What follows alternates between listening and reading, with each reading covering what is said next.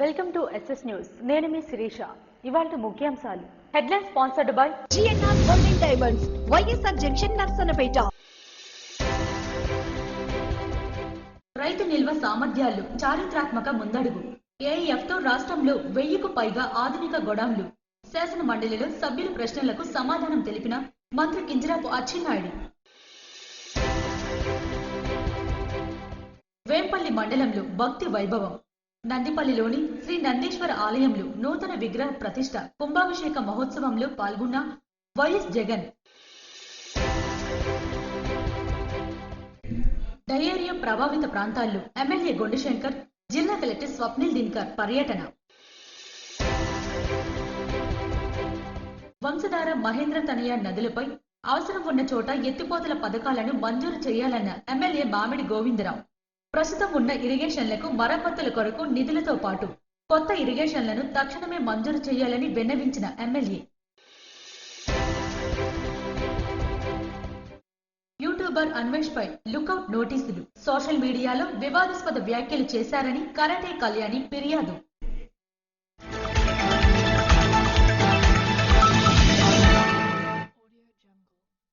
యువతలో నైపుణ్యాలు పెంచి ఉద్యోగావకాశాల కల్పనకు చర్యలు చేపట్టినట్లు మంత్రి నారా లోకేష్ స్పష్టం చేశారు. కంపెనీల అవసరాలకు తగినట్లు చదువుకున్న యువతలో నైపుణ్యాలు పెంచి ఉద్యోగావకాశాలు కల్పనకు చర్యలు చేపట్టినట్లు మంత్రి నారా లోకేష్ వెల్లడించారు. రాష్ట్రంలో యువతకు నైపుణ్యాభివృద్ధి శిక్షణపై శాసనసభలో ఎమ్మెల్యేలు కన్నా లక్ష్మీనారాయణ, యారగడ్ల వెంకట్రావు అడిగిన ప్రశ్నలకు మంత్రి సమాధానమిచ్చారు. 5 ఏళ్లలో 20 లక్షల ఉద్యోగాలు కల్పిస్తామన్న హామీ మేరకు రాష్ట్రంలో నైపుణ్యాభివృద్ధికి పెద్దపీట వేస్తున్నట్లు చెప్పారు. క్లస్టర్ ఆధారంగా ఉద్యోగ అవకాశాలు కల్పిస్తామని, రాయలసీమ, ఉత్తరాంధ్ర జిల్లాల్లో 22 క్లస్టర్లు ఏర్పాటు చేశామని వివరించారు. తయారీ సేవా రంగాలను గుర్తించి అందుకు ఉత్పత్తులు, ఉపకరణాలు, విడిభాగాలు ఒకే చోట తయారయ్యేలా ప్రణాళికలు రూపొందించామని మంత్రి నారా లోకేష్ వెల్లడించారు. ఉద్యోగాల కల్పనకు సంబంధిత మంత్రులతో ఉపసంఘాలు ఏర్పాటు చేశామని, సెక్టార్ల వారీగా ఉద్యోగ ఉపాధి అవకాశాలు గుర్తించి ఆ రంగంలో నైపుణ్యాభివృద్ధి కోసం చర్యలు చేపట్టామన్నారు. సాంకేతికత పెరిగిన సమయంలో బైక్, కార్ మెకానిక్లు కూడా కొత్త టెక్నాలజీలపై అవగాహన పెంచుకోవాలన్నారు. మన ఆటో మెకానిక్స్ ఉంటారు అధ్యక్ష, 2 వీలర్ మెకానిక్స్ ఉంటారు అధ్యక్ష, యువగలం పాదయాత్రలు వాళ్ళు కలిసారు అధ్యక్ష. ఇప్పుడు మొత్తం టెక్నాలజీ అప్గ్రేడ్ అయిన తర్వాత ఎవ్రీథింగ్ ఇస్ టెక్నాలజీ డ్రివెన్ అధ్యక్ష. కంప్యూటర్ ఉండాలి, కంప్యూటర్ ప్లగిన్ చేస్తే అదే పారామీటర్స్ అన్ని చెప్తున్నాయి. సో వాళ్ళకి కావాల్సిన ట్రైనింగ్ కూడా అందించాలంటే ఇండస్ట్రీతో టైఅప్ అయ్యి చేయాల్సిన అవసరం ఉంది. ఇట్లా కొన్ని ఇండస్ట్రీస్ మేము టైఅప్ అయ్యాము అధ్యక్ష. నియోజకవర్గాల వారీగా ఇప్పటి వరకు 1500కు పైగా జాబ్ మేళాలు నిర్వహించి 1,800,747 మందికి ఉద్యోగాలు ఇచ్చామని మంత్రి వివరించారు. నైపుణ్యాభివృద్ధి సంస్థ సిడాప్ ద్వారా 74,000 మందికి కుల వృత్తుల్లో ఆధునీకరణ కోసం ప్రధానమంత్రి విశ్వకర్మ కార్యక్రమం ద్వారా 1,09,000 మందికి శిక్షణ ఇచ్చామన్నారు. ఇక్కడ ఉన్న ఎమ్మెల్యేలందరూ విషయం నేను కోరుతున్నా అధ్యక్ష. ఇప్పుడు జాబ్ ఫేర్ అధ్యక్ష, ఇప్పుడు గౌరవ సభ్యులు ఇద్దరు చెప్పారు, ప్రతి నియోజకవర్గంలో 3 నెలలకు ఒకసారి ఒక జాబ్ ఫేర్ నిర్వహించాలనేది ప్రభుత్వ లక్ష్యంగా తీసుకుంది. ఇప్పటికీ మీరు చూస్తే సుమారుగా 1,587 జాబ్ ఫేర్లు మేము నిర్వహిస్తాం జరిగింది. దాంట్లో సుమారుగా 11,373 కంపెనీలు, అంటే ఎంఎస్ఎంఈ కంపెనీస్ కానివ్వండి, పెద్ద పరిశ్రమలు కానివ్వండి, అందరు దాంట్లో పాల్గొన్నారు అధ్యక్ష. తద్వారా 1,08,747 మందికి ఉద్యోగాలు ప్రభుత్వం కల్పించింది అధ్యక్ష. గౌరవ ప్రధానమంత్రి గారు పిఎం విశ్వకర్మ ప్రోగ్రాం కూడా రూపొందించారు అధ్యక్ష. ఇది కుల వృత్తుల్ని పెద్ద ఎత్తున ప్రోత్సహించాలని దాని లక్ష్యంతో చేశారు అధ్యక్ష. అది బీసీ శాఖ మార్చులతో, అదేవిధంగా బీసీ వెల్ఫేర్ శాఖ మార్చులతో, అదేవిధంగా ఎంఎస్ఎంఈ మినిస్టర్ మన శ్రీనుతో కూడా నేను డిస్కస్ చేసి ఇప్పటికీ 1,09,000 మందికి ట్రైనింగ్ చేస్తాం జరిగింది అధ్యక్ష. నందిపల్లిలోని శ్రీ నందీశ్వర ఆలయంలో నూతన విగ్రహ ప్రతిష్ఠ కార్యక్రమంలో పాల్గొన్న మాజీ ముఖ్యమంత్రి వైఎస్ జగన్మోహన్ రెడ్డి. వేంపల్లి మండలం నందిపల్లిలోని శ్రీ నందీశ్వర ఆలయంలో నిర్వహించిన నూతన విగ్రహ ప్రతిష్ఠ కుంభాభిషేక మహోత్సవ కార్యక్రమంలో మాజీ ముఖ్యమంత్రి వైఎస్ఆర్సీపీ అధినేత వైఎస్ జగన్మోహన్ రెడ్డి పాల్గొన్నారు. ఆలయ అర్చకులు, వేద పండితులు నిర్వహించిన ప్రత్యేక పూజలు, మహోత్సవాల్లో సాంప్రదాయ దుస్తులు ధరించి పాల్గొని స్వామివారికి భక్తి శ్రద్ధలతో అభిషేకాలు నిర్వహించారు. అనంతరం వేద పండితుల ఆశీర్వచనం స్వీకరించారు. ఈ సందర్భంగా ఆయన మాట్లాడుతూ, దేవాలయాలు మన సంస్కృతి సాంప్రదాయాలకు ప్రతీకలని, భక్తి మార్గం ద్వారా సమాజంలో శాంతి, సౌభ్రాతృత్వం పెంపొందుతాయని పేర్కొన్నారు. గ్రామీణ ప్రాంతాల్లో ఆలయ అభివృద్ధి పునర్నిర్మాణం ద్వారా ఆధ్యాత్మిక చైతన్యం మరింత విస్తరిస్తుందని వెల్లడించారు. నూతన విగ్రహ ప్రతిష్ట, కుంభాభిషేక మహోత్సవాన్ని విజయవంతంగా నిర్వహించిన ఆలయ కమిటీ చైర్మన్ మారం శ్రీకాంత్ రెడ్డిని, కమిటీ సభ్యులను అభినందిస్తూ ఈ కార్యక్రమం గ్రామ ప్రజల ఐక్యతకు నిదర్శనమని పేర్కొన్నారు. గ్రామ ప్రజలందరికీ శుభాకాంక్షలు తెలియజేస్తూ శ్రీ నందీశ్వర స్వామివారి కృపా కటాక్షాలు సమస్త ప్రజలపై ఉండాలని ఆకాంక్షించారు. ఈ కార్యక్రమంలో కడప ఎంపీ వైఎస్ అవినాష్ రెడ్డి, వైఎస్ఆర్సీపీ నాయకులు, స్థానిక ప్రజా ప్రతినిధులు పెద్ద సంఖ్యలో భక్తులు పాల్గొన్నారు. శ్రీకాకుళం నియోజకవర్గంలో డయేరియా వ్యాధితో బాధపడుతున్న ప్రజలను పరామర్శించేందుకు ఎమ్మెల్యే గొండిశంకర్ విస్తృత పర్యటన చేపట్టారు. శ్రీకాకుళం నియోజకవర్గంలో డయేరియా వ్యాధితో బాధపడుతున్న ప్రజలను పరామర్శించేందుకు ఎమ్మెల్యే గొండిశంకర్ విస్తృత పర్యటన చేపట్టారు. వ్యాధి ప్రభావిత ప్రాంతాల్లో పరిస్థితిని స్వయంగా పరిశీలిస్తూ బాధితులకు ధైర్యం చెప్పారు. ఈ పర్యటనలో జిల్లా కలెక్టర్ స్వప్నిల్ దినకర్ కూడా పాల్గొని పరిస్థితిని సమీక్షించారు. ఈ సందర్భంగా ఎమ్మెల్యే దమ్మల వీధిలోని సిమ్మన్ హాస్పిటల్, మంగవారి తోట ప్రాంతం, అలాగే రిమ్స్ హాస్పిటల్ ను సందర్శించి చికిత్స పొందుతున్న బాధితుల ఆరోగ్య పరిస్థితిని వైద్యులను అడిగి తెలుసుకున్నారు. ఆసుపత్రిలో చికిత్స పొందుతున్న ప్రతి ఒక్క రోగి వద్దకు వెళ్లి వారి ఆరోగ్య పరిస్థితిని తెలుసుకుంటూ ఎవరూ అధైర్యపడవద్దని, ప్రభుత్వం అన్ని విధాలా అండగా ఉంటుందని భరోసా ఇచ్చారు. బాధితులు త్వరగా కోలుకోవాలని ఆకాంక్షిస్తూ వారికి అవసరమైన అత్యుత్తమ వైద్య సేవలు అందేలా ప్రభుత్వం ప్రత్యేక చర్యలు తీసుకుంటుందని తెలిపారు. గత 2 రోజులుగా శ్రీకాకుళం పట్టణంలో డయేరియా పేషెంట్స్ రావడం, వారిని తక్షణమే గౌరవ కలెక్టర్ గారు, అలాగే మున్సిపల్ కమిషనర్ గారు, డిఎంఎండ్హెచ్ఓ గారు అందరూ ఇమ్మీడియట్ స్పందించి లోకల్ లీడర్స్ అందరూ కలిపి వారిని వెంటనే హాస్పిటల్స్కి షిఫ్ట్ చేసి జిమ్స్లోన, అలాగే కిమ్స్లోన, జీజీహెచ్లోన సెపరేట్ వార్డులు ఏర్పాటు చేసి వాళ్ళని ఇమ్మీడియట్గా జాయిన్ చేయడం జరిగింది. నిన్న ఒక అతను చనిపోయారని తెలిసిన వెంటనే వారికి కూడా గౌరవ ముఖ్యమంత్రి వర్యులు స్పందించి వారికి ఆర్థిక సహాయం 10 లక్షలు ఎక్స్గ్రేషియా కింద ప్రకటన జరిగింది. అది నిన్నే నేను ఆ చెక్ కూడా వారికి ఇవ్వడం జరిగింది. మొత్తం ఇప్పుడు అంతా కొంతవరకు మనకి కంట్రోల్లోకి వచ్చింది పూర్తిగా. కొంతమంది పేషెంట్లు ఇంకో 42 మంది, రాత్రి ఒక 7 వచ్చారు, మళ్ళీ ఒక 42 మంది వరకు మొత్తం ఉన్నారు. నిన్న 15 మంది డిశ్చార్జ్ అయ్యారు, ఈవేళ 15 మంది డిశ్చార్జ్ అవుతారు. నిన్న వెంటిలేటర్ మీద ఉన్న వాళ్ళు కూడా ఈ రోజు బాగున్నారు. ఒకరికి డయాలసిస్ వరకు వెళ్ళి బాగుంది. సో దీనిపైన వాటర్ శాంపిల్స్ కూడా మేము టెస్ట్ తీసుకెళ్ళాం, అలాగే అన్ని పరిశీలన చేస్తున్నాం. ప్రస్తుతానికి మున్సిపల్ వాటర్ని ఆపించాం, ఎందుకైనా మంచిదని.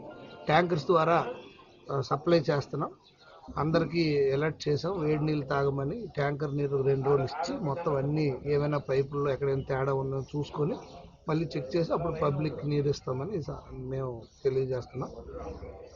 ఏదేమైనప్పుడు కూడా ఎట్టి పరిస్థితుల్లో ప్రజలకు ఎటువంటి ఇబ్బంది కలిగినా ఏదైనా ప్రభుత్వం పూర్తిగా బాధ్యత వహిస్తూ ప్రజల కోసం మేము అన్ని విధాలుగా అన్ని చర్యలు తీసుకుంటామని ఈ సందర్భం తెలియజేస్తాం. అదేవిధంగా వ్యాధి ప్రభావిత ప్రాంతాల్లో ఎమ్మెల్యే స్వయంగా పర్యటిస్తూ ప్రతి వీధిని పరిశీలించారు. కొన్ని ప్రాంతాల్లో ఇంటింటికి వెళ్లి బాధిత కుటుంబాలను పరామర్శించారు. ప్రతి కుటుంబ సభ్యులతో మాట్లాడి వారి సమస్యను అడిగి తెలుసుకున్నారు. ఈ క్లిష్ట సమయంలో ప్రజలు భయపడవద్దని, ప్రభుత్వం ప్రజల పక్షాన నిలబడి అవసరమైన ప్రతి సహాయం అందిస్తుందని హామీ ఇచ్చారు. ప్రజలు అప్రమత్తంగా ఉండాలని, వైద్యుల సూచనలు తప్పనిసరిగా పాటించాలని సూచించారు. ఈ సందర్భంగా జిల్లా కలెక్టర్ స్వప్నిల్ దినకర్ తో కలిసి ఎమ్మెల్యే సంబంధిత అధికారులతో పరిస్థితిపై సమీక్ష నిర్వహించారు. వ్యాధి నియంత్రణకు తీసుకుంటున్న చర్యలను అడిగి తెలుసుకున్నారు. బాధితులకు మెరుగైన వైద్యం అందేలా అన్ని చర్యలు తీసుకోవాలని అధికారులను ఆదేశించారు. అదేవిధంగా మున్సిపల్ సిబ్బంది, అధికారులకు ఎమ్మెల్యే కీలక సూచనలు చేశారు. ప్రతి వీధిలో పారిశుద్ధ్య కార్యక్రమాలు చేపట్టాలని, డ్రైనేజీ వ్యవస్థను శుభ్రపరచాలని, తాగునీటి సరఫరా పరిశుభ్రంగా ఉండేలా చర్యలు తీసుకోవాలని ఆదేశించారు. వ్యాధి మరింత వ్యాప్తి చెందకుండా ముందస్తు జాగ్రత్తలు పాటించాలని స్పష్టం చేశారు. యూట్యూబర్ అన్వేష్ పై లుకౌట్ నోటీసులు జారీ చేశారు. యూట్యూబర్ అన్వేష్ పై లుకౌట్ నోటీసులు జారీ అయ్యాయి. గతేడాది నమోదైన కేసులో పంజాగుట్ట పోలీసులు ఈ నోటీసులు జారీ చేశారు. సోషల్ మీడియాలో ఆయన వివాదాస్పద వ్యాఖ్యలు చేశారని కరాటే కళ్యాణి ఫిర్యాదు చేశారు. దీంతో అప్పట్లో ఆయనపై పోలీసులు కేసు నమోదు చేశారు. తాజాగా లుకౌట్ నోటీసులు జారీ చేశారు. విశాఖకు చెందిన అన్వేష్ విదేశాల్లో ఉంటూ యూట్యూబ్ ఛానల్ నిర్వహిస్తున్నాడు. భక్తుల మనోభావాలు దెబ్బతీసేలా అసభ్యకరంగా అతడు వీడియో విడుదల చేసిన సంగతి తెలిసిందే. శ్రీకాకుళం జిల్లాలో డయేరియా ప్రబలడంతో అనేక మంది ఆసుపత్రి పాలై మృతి చెందుతున్నారని వైసీపీ శ్రేణులు ఆవేదన వ్యక్తం చేశారు. శ్రీకాకుళం జిల్లాలో డయేరియా ప్రబలడంతో అనేక మంది ఆసుపత్రి పాలై మృతి చెందుతున్న వైనమైన కోటల్ ప్రభుత్వం పట్టించుకోకుండా నారా లోకేష్ ని సంతోష్ పెట్టడం కోసం ఎమ్మెల్యేలు, మినిస్టర్లు విజయవాడలో కబడ్డీ పోటీలు, క్రికెట్ పోటీలు, పరుగు పందాలు ఆటల్లో బిజీగా గడుపుతున్నారని వైసీపీ శ్రేణులు తీవ్ర స్థాయిలో మండిపడ్డారు.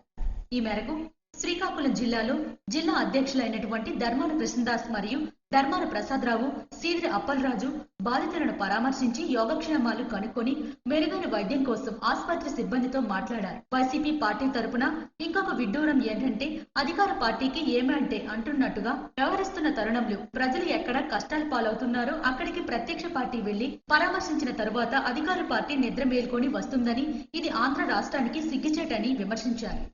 జిల్లా కలెక్టర్ స్వప్నిల్ దినకర్ జెమ్స్ ఆసుపత్రిలో చికిత్స పొందుతున్న డయేరియా బాధితులను పరామర్శించారు. డయేరియా బాధితులకు మరింత మెరుగైన వైద్యం అందించాలని జిల్లా కలెక్టర్ స్వప్నిల్ దినకర్ జెమ్స్ ఆసుపత్రి వైద్యులను ఆదేశించారు. జెమ్స్ హాస్పిటల్లో చికిత్స తీసుకుంటున్న డయేరియా బాధితులను బుధవారం ఆయన సందర్శించారు. వీరిని కలెక్టర్ స్వయంగా వెళ్లి వారికి అందుతున్న వైద్యం గూర్చి వైద్యులతో చర్చించారు. పేషెంట్స్ యోగక్షేమాలను అడిగి తెలుసుకున్నారు. మెరుగైన వైద్యం అందించాలని చెప్పారు. ధైర్యంగా ఉండాలని బాధితులకు భరోసా కల్పించారు. అన్ని హాస్పిటల్లో చికిత్స తీసుకుంటున్న వారిలో బుధవారం 13 మందిని డిశ్చార్జ్ చేశారు. కలెక్టర్తో పాటు జెమ్స్ వైద్యులు డాక్టర్ హేమంత్, ఆర్ఎంఓ ప్రవీణ్ తదితర వైద్యులు పాల్గొన్నారు. ఏఐఎఫ్తో రాష్ట్రంలో 1000కు పైగా ఆధునిక గోడాంలు ఏర్పాట్లు కానున్నాయని మంత్రి కింజరాపు అచ్చెన్నాయుడు స్పష్టం చేశారు.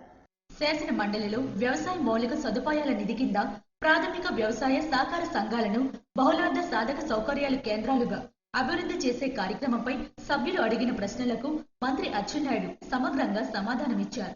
జూన్ 2020లో కేంద్ర ప్రభుత్వ అగ్రికల్చర్ ఇన్ఫ్రాస్ట్రక్చర్ ఫండ్ కింద ఆంధ్రప్రదేశ్ ప్రభుత్వం ఈ కార్యక్రమాన్ని ప్రారంభించిందని, రైతు భరోసా కేంద్రం స్థాయిలో నిల్వ మరియు ఆరబెట్టే మౌలిక సదుపాయాలను బలోపేతం చేయడం ప్రధాన లక్ష్యమని ఆయన తెలిపారు. విశాఖపట్నం జిల్లా మినహా రాష్ట్ర వ్యాప్తంగా గోడౌన్లు మరియు డ్రైయింగ్ యార్డ్ల నిర్మాణం జరుగుతుందని, మొత్తం 405.42 కోట్ల వ్యయంతో ఈ పథకం అమలవుతుందని పేర్కొన్నారు. నాబార్డ్ ద్వారా రీఫైనాన్స్ సదుపాయం కల్పించబడుతుందని, పిఎస్సిఎస్లకు 4% వడ్డీపై 3% వడ్డీ రాయితీ లభిస్తుందని, 90% రుణం మరియు 10% మార్జిన్ మనీ విధానంలో ప్రాజెక్టులు అమలవుతున్నాయని వివరించారు. రాష్ట్ర ప్రభుత్వం మార్జిన్ మనీ కింద 50.4 కోట్లు మంజూరు చేసి అందులో 20 కోట్లు ఇప్పటికే విడుదల చేసిందని, 33 సంవత్సరాల పాటు ఏడాదికి ఒక నామమాత్రపు అద్దెకు ప్రభుత్వ భూమి లీజుకు ఇస్తున్నట్లు, రిజిస్ట్రేషన్ ఫీజు మరియు స్టాంప్ డ్యూటీ మినహాయింపు కల్పించినట్లు చెప్పారు. ఈ పథకం కింద రుణాలకు ప్రభుత్వం హామీ ఉంటుందని స్పష్టం చేశారు.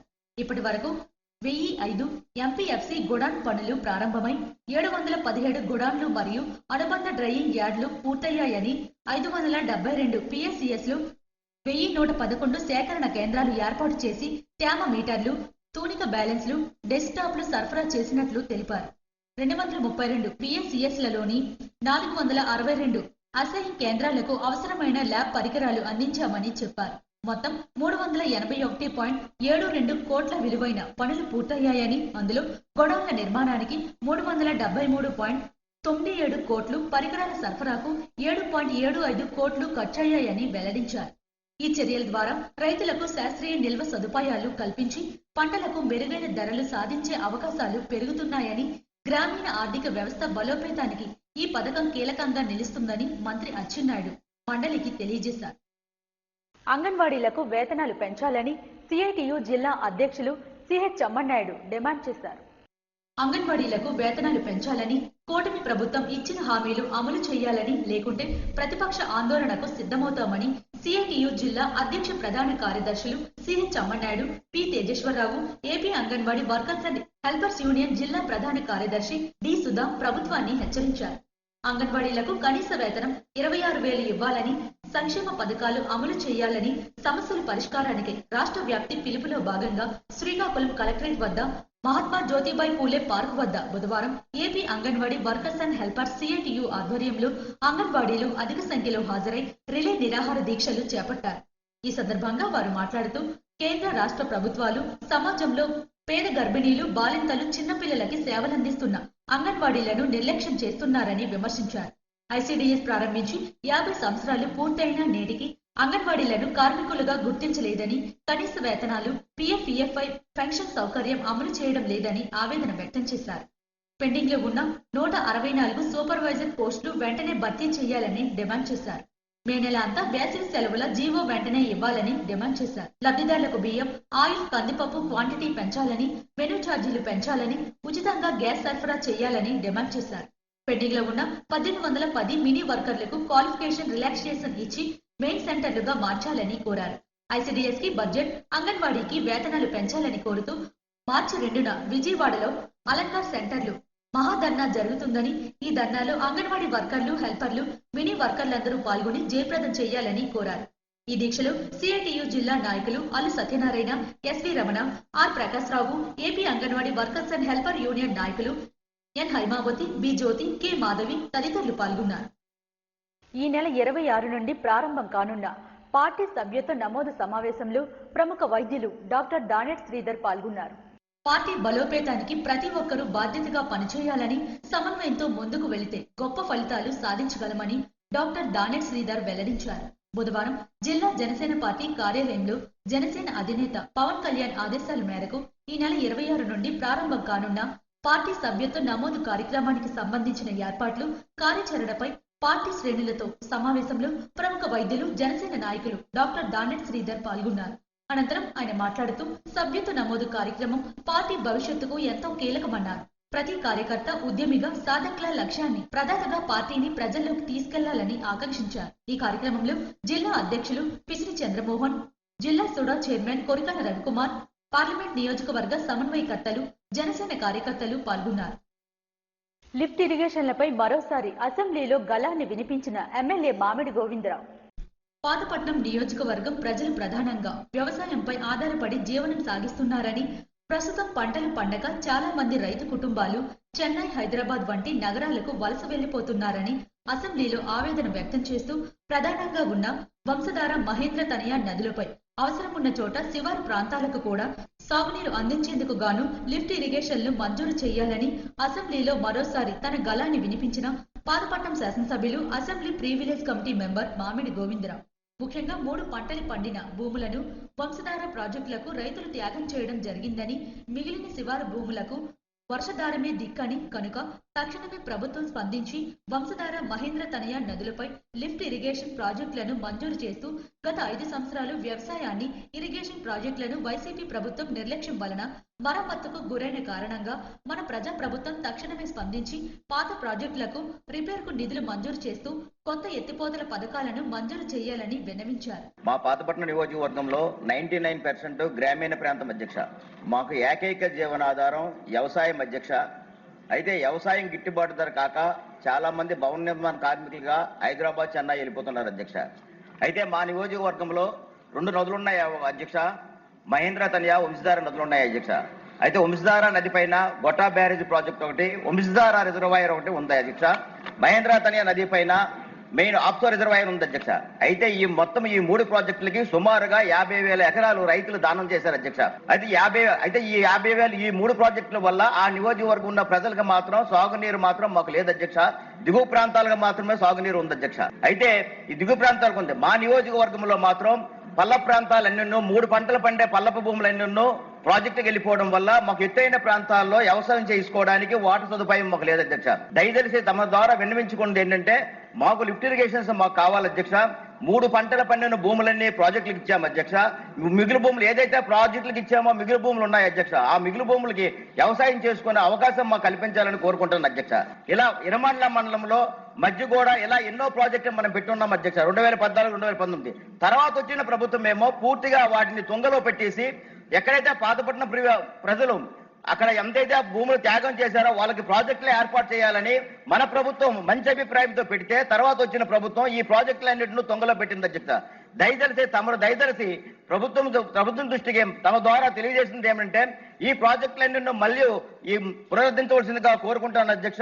ఇంకా స్మాల్ అధ్యక్ష, ఏవైతే రన్నింగ్ లో ఉన్నాయో ప్రాజెక్టులు కొన్ని పాక్షికంగా దెబ్బతిన్నాయి అధ్యక్ష. ఇవి కూడా కొద్దిగా వీటికి మరమ్మతులకి చేయవలసిందిగా కోరుతున్నాను అధ్యక్ష.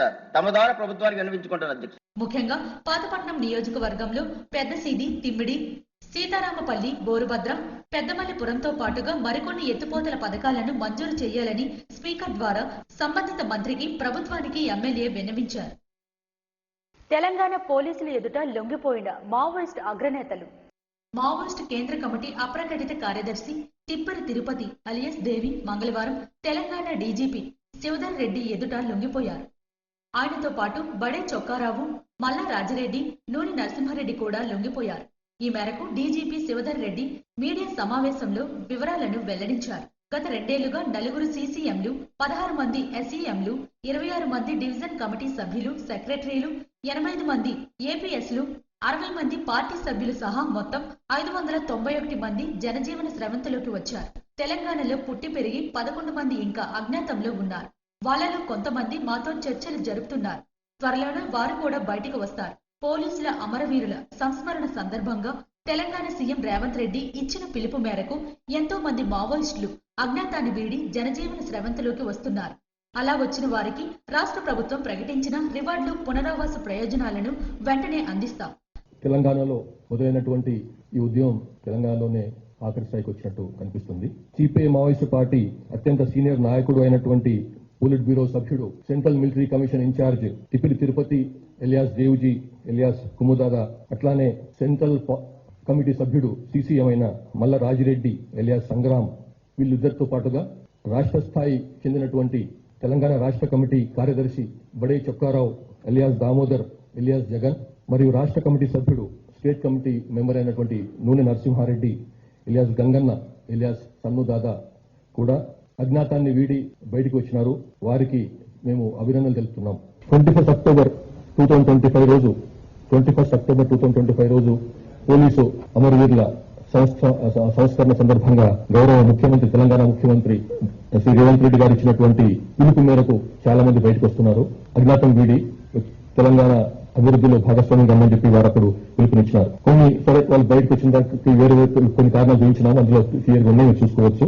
తెలంగాణ ప్రభుత్వం తరఫు నుంచి ఏదైతే పునరావాసం పథకం మనం ప్రారంభించినామో 1993 ఆ టైంలో, దాంట్లో ఏదైతే వీరికి రివార్డు రావాలనో, పునరావాసానికి సంబంధించినటువంటి అంశాలు అయితే ఉన్నాయో అవన్నీ కూడా వారికి ఇవ్వబడతాయి. ఇప్పుడు మావోయిస్టుల లొంగిబాటులో కీలకంగా వ్యవహరించిన స్పెషల్ ఇంటెలిజెన్సీ ఐజీ సుమతి, ఆమె టీంకు నా అభినందనలు తెలియజేశారు. డీఐజీ ఇంటెలిజెన్స్ విజయ్ కుమార్ ని కూడా అభినందిస్తున్నా అని తెలిపారు.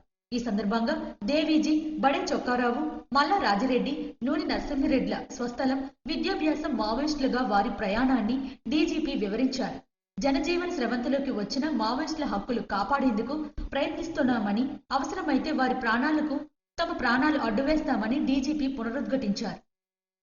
ఎవరైనా సరే ఆడబిడ్డల జోలికి వస్తే సహించేదే లేదన్న హోం మినిస్టర్ వంగలపూడి అనిత. కూటమి ప్రభుత్వం ఏర్పాటయ్యాక మహిళలపై నేరాలు 4.4% తగ్గాయని, ఎవరైనా సరే ఆడబిడ్డల జోలికి వస్తే సహించే ప్రసక్తే లేదని ఏపీ హోంమంత్రి వంగలపూడి అనిత హెచ్చరించారు. రాష్ట్రంలో శాంతి భద్రతలపై శాసన మండలిలో చర్చకు అనిత సమాధానమిచ్చారు. కూటమి ప్రభుత్వం ఏర్పాటయ్యాక మహిళలపై నేరాలు 4.4% తగ్గాయని, ఎవరైనా సరే ఆడబిడ్డల జోలికి వస్తే సహించే ప్రసక్తే లేదని ఏపీ హోంమంత్రి వంగలపూడి అనిత హెచ్చరించారు. రాష్ట్రంలో శాంతి భద్రతలపై శాసన మండలిలో చర్చ సందర్భంగా హోంమంత్రి అనిత మాట్లాడారు. సీఎం చంద్రబాబు తీసుకున్న చర్యల వల్లే 20 నెలల్లో రాష్ట్రంలో నేరాలు 6.6% తగ్గాయని, పోక్సో కేసులు 8%, మహిళలపై హత్యలు 45%, సామూహిక అత్యాచారాలు 64% తగ్గాయని తెలిపారు. గత ప్రభుత్వ హయాంలో శాంతి భద్రతలు లేవు కాబట్టే పెట్టుబడులు, పరిశ్రమలు వెనక్కి వెళ్లిపోయాయని, బయటకు వచ్చిన మహిళ తిరిగి ఇంటికి వెళ్తుందో లేదో తెలియని దుస్థితి ఉండేదని అనిత విమర్శించారు. గత ప్రభుత్వం ప్లాన్ ఆఫ్ యాక్షన్ ఇవ్వకపోవడం వల్లే 180 కోట్ల కేంద్ర నిధులు కోల్పోయామని, ప్రస్తుతం రాష్ట్ర వ్యాప్తంగా 1,00,000 సీసీ కెమెరాలను ఏర్పాటు చేసేలా చర్యలు తీసుకుంటున్నామని తెలిపారు.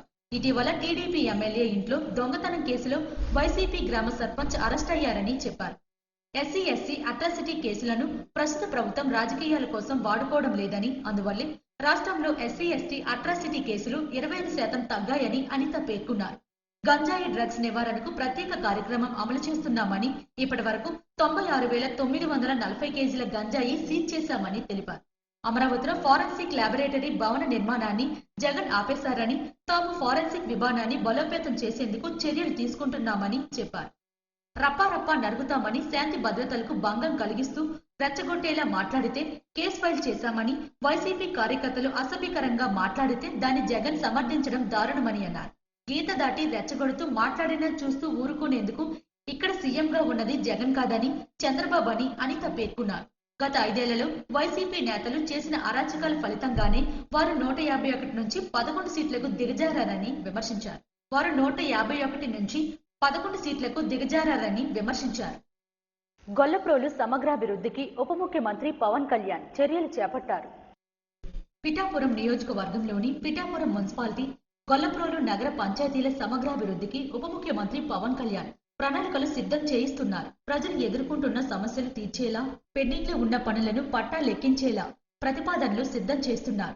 పారిశుద్ధ్యం ముంపు సమస్య, సౌకర్యాల కల్పన, స్థానిక సంస్థల ఆదాయం పెంపు, మౌలిక వసతుల కల్పన మీద ప్రధానంగా దృష్టి సారించారు. దీనికి సంబంధించి క్షేత్రస్థాయి పరిస్థితులను స్వయంగా పరిశీలించేందుకు, అవసరమైన పనులను గుర్తించేందుకు రాష్ట్ర మున్సిపల్, పట్టణాభివృద్ధి శాఖల అధికారులు మంగళవారం క్షేత్రస్థాయి పరిశీలన చేశారు. అందుబాటులో ఉన్న అవకాశాలను ఉపయోగించుకొని స్థానిక సంస్థలకు ఆర్థిక బలం చేకూర్చడం, అభివృద్ధి పనులను వివిధ పథకాల నిధులతో అనుసంధానం చేసి మొదలుపెట్టేందుకు ఉన్న అవకాశాలపై అధికారులు సమగ్ర అధ్యయనం చేశారు. పిఠాపురం మున్సిపాలిటీ, గొల్లప్రోలు నగర పంచాయతీ పరిధిలో ప్రధానమైన సమస్యలు, పనులను ప్రాధాన్యతలను తెలుసుకున్నారు. పిఠాపురం నియోజకవర్గంలో ఏలేరు కాలువ 3 పాయలుగా విడిపోయి ప్రవహిస్తుంది. దీనిలో ప్రధానంగా చెరుకుల కాలువ ముంపు సమస్య అధికారికంగా ఉంది. సంక్రాంతి సంబరాల కోసం జనవరి 10వ తేదీన పిఠాపురంలో పర్యటించిన ఉప ముఖ్యమంత్రి పవన్ కళ్యాణ్కి నియోజకవర్గ ప్రజలు క్షేత్రస్థాయిలో చెరుకుల కాలువ ముంపు గురించి తెలియజేశారు. కాలువ స్వరూపం పరిశీలించి సమస్యను అర్థం చేసుకున్న పవన్ కళ్యాణ్ సమస్యకు పరిష్కారం వెతకాలని మున్సిపల్, అర్బన్ డెవలప్మెంట్ అధికారులకు సూచనలు చేశారు. దీంతో ఈ సమస్యను పరిష్కరించే దిశగా ప్రణాళికలు రూపొందుతున్నాయి.